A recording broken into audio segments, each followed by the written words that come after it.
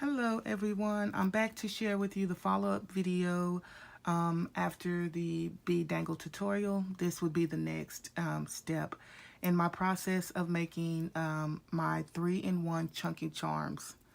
Chunky charms. Okay, so the first thing you're going to have to do is get all of your bead dangles together. And that's what we did on the last video. I showed you guys how I make my bead dangles. So as I'm making them, I put them in this jar and I just collect them. Okay, so there are over 200 bead dangles in here, probably around 250. And that's because I do use a lot of dangles on my chunky charms because they are quite massive. Okay, so after you got all your dangles together, what I then do is I measure. I'm usually working on the book, so I have my book to measure by, but I left this out because this is what's going to cover my spine. And so I measure my spine. I measure the charm according to the spine. So I have this. This is just a little clasp. You can also use the Tim Holtz ones or the Paper Studio spare parts. These, and when I use these, I generally just take the extra chain off. Okay, but I do prefer these right now for my needs.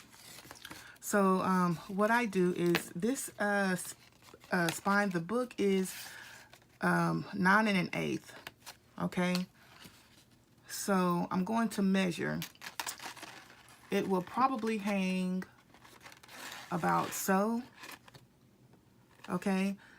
So then I take my main piece, which is this little cameo, and I've attached a little clasp onto it so I can just hook it, because I will probably have to remeasure. Hopefully I will not, but I will. And that will make it easier. So I'm going to lay that out and get a measurement of where everything is going to be. So let me go ahead and hook that on so that I can show you guys. And let's see if we're in frame. So it's going to be, that's going to be about the length. Okay. And I can adjust that accordingly by just removing one of the jump rings in the chain. Okay. So we're going to see how far we get, you guys, because when I make my chunky, these chunky charms, they take quite a while. Upwards of 4, 5, 6 hours is nothing. And that's not even counting how long it takes me to make my bead dangles. Usually I make my bead dangles one day, and then the next day I go in and make the chunky charm, you know. So this is what we have. Now I'm just going to attach this to my banana holder, because that's the way I like to do my chunky charms. It's easier that way. Now they're 3-in-1, you guys, so you have to have 2 other pieces of chain, which I also attach with a little clasp. That way I can just pull them on and off as I need to. Okay. And usually the extra chains are longer than this, but because I'm using the dangle differently, it's going to be this short, and I'll show you in a minute. Okay, here we go. I already have these attached, and normally I would put this up high, but I'm going to see if this is going to work. And this is why it can take me a while to do my charms, because I just experiment, you know, and try different things and see how I like them. Now I've adjusted this, so I probably will have to adjust that chain as well.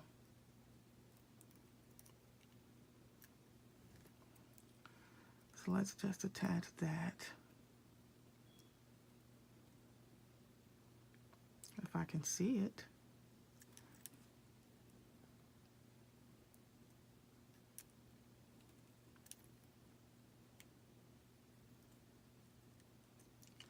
So I tried to have as much done so I wouldn't be taking all day trying to do this. Okay.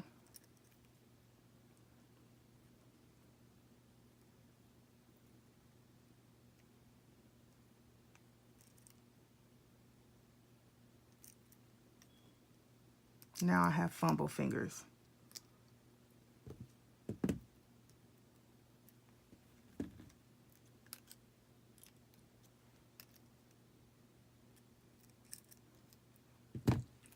Okay, so I've attached this dangle that is inspired by Nurse Tara. And I'm going to hook that onto the bottom of that second chain. And I'm going to see how that looks because I'm not for sure right now. But the further I go along, I'll be able to tell if I need to adjust or not. Okay, so I have my third chain also on a clasp. And we're just going to do the same thing. Okay. Going to grab another clasp, and hook it on.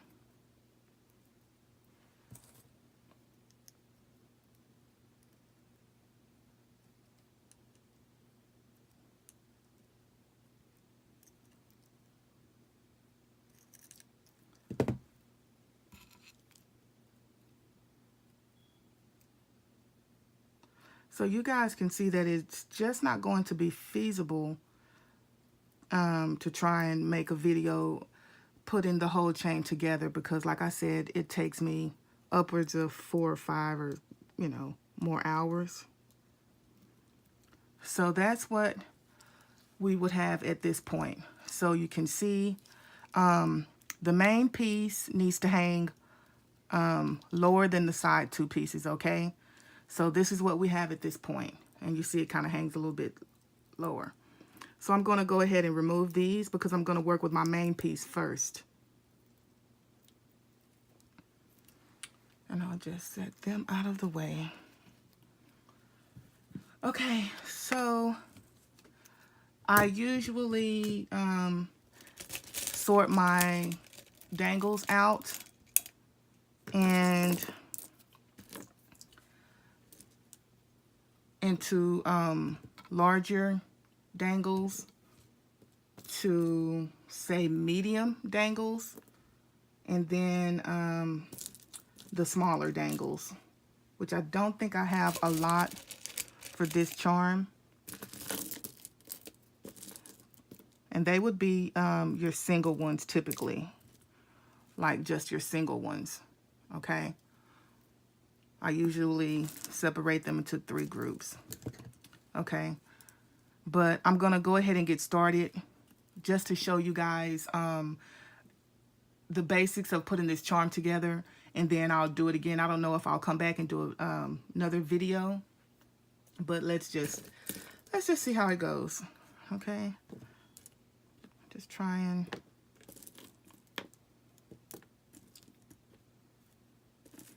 How I want some, just to play around with some of the colors.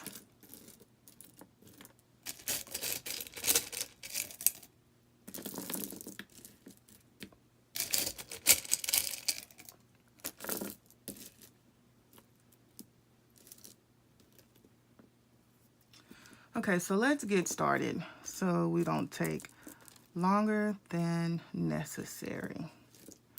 Okay, so the first thing is when you're trying to make a chunky charm, you can do it different ways.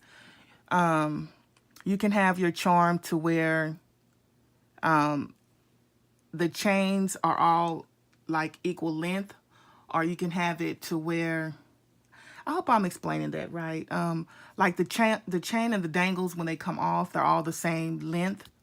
Or you can have it where it's like and would it be inverted or upside down triangle? So that means I'm just going to do this shape, okay? The triangle, and the further you go down the dangle or the chunky charm, the smaller your bead dangles get. So I would have my larger charms towards the top, and midway they would start getting smaller, and then even smaller. Okay. Now I think they're all beautiful. I like them both ways, but there's just an idea. So I think what we're going to go for today is, and it may not work, but we're going to go for that, is trying to do the upside down triangle. And if not, then we'll just have an extremely luscious, long, chunky charm, which I love those too. So I'm going to attach this. I'm going to use my jump rings and attach. And I'm sorry, you guys, I don't know if I'll be able to speed up this video. So that's why I say I will probably just have to show you the basics of it. And then I can come back on another video and show the final product, probably, and explain things a little bit better after that.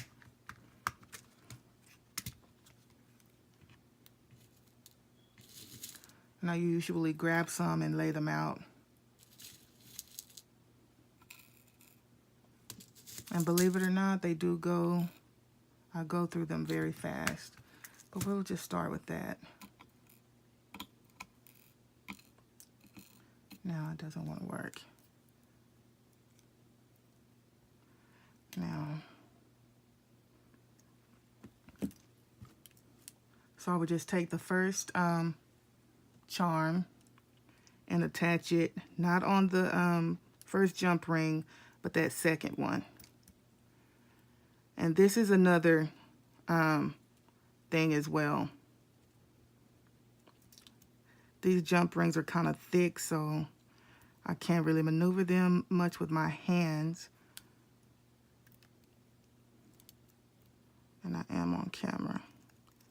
I mean, trying to work around the camera. I'll have to go back and do that because I can't really see what I'm doing.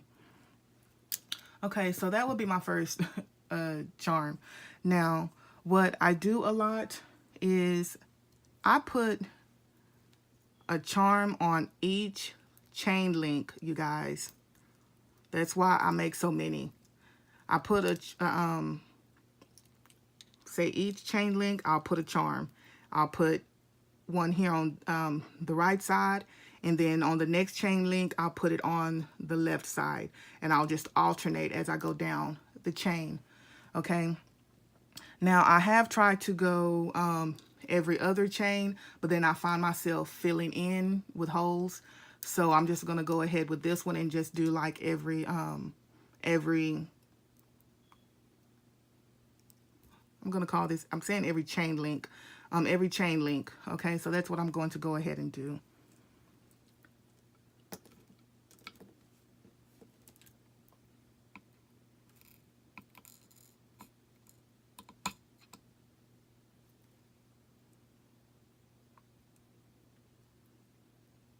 And after this one, I will probably end the video there, and then I will come back with the second video, and I'll explain what I've done in that video. Okay.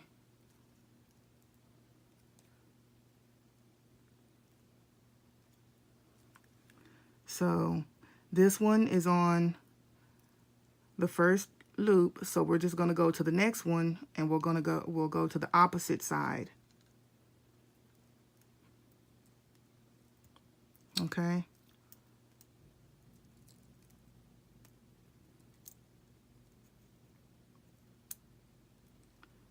And I can't see.